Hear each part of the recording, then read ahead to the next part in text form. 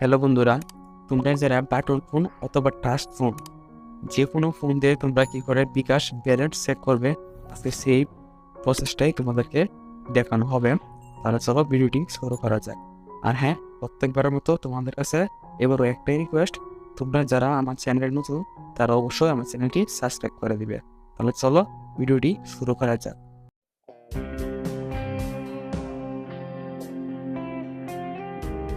তোমরা শুরুতে সর্বপ্রথম তোমাদের ডায়াল প্যাড অপশনটিতে চলে আসবে। এখানে আসার পর তোমরা বাটন ফোন অথবা টাচ ফোন যে কোনো ফোন দিয়ে তোমরা এই কোডটি ডায়াল করবে, *247#। এটা ডায়াল করে দিবে। এটা ডায়াল করার পর তোমরা এখানে দেখতে পাচ্ছ মাই বিকাশ, মাই নাম্বারে দেওয়া আছে মাই বিকাশ।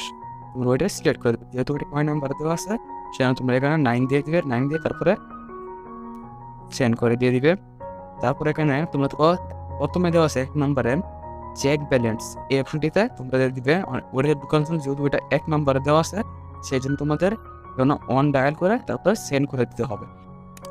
তারপর এখানে তোমাদের বিকাশের যে পিনটি আছে ওই পিনটি এখানে দিতে হবে, তারপর এখানে সেন্ড করতে হবে। এখানে আমি আমার পিনটি দিয়ে দিচ্ছি, এখানে আমার পিনটি দিয়ে দিলাম, তারপর এখানে সেন্ড অপশনে ক্লিক করে দিলাম। তোমরা এখানে দেখতে পাচ্ছ your current bKash account balance টাকা 0 টাকা 24 পয়সা। আমার অ্যাকাউন্টের পর তোমার কোনো টাকা নাই, তোমরা এইভাবে তোমাদের বিকাশ অ্যাকাউন্টের ব্যালেন্সটি চেক করে নিতে পারো।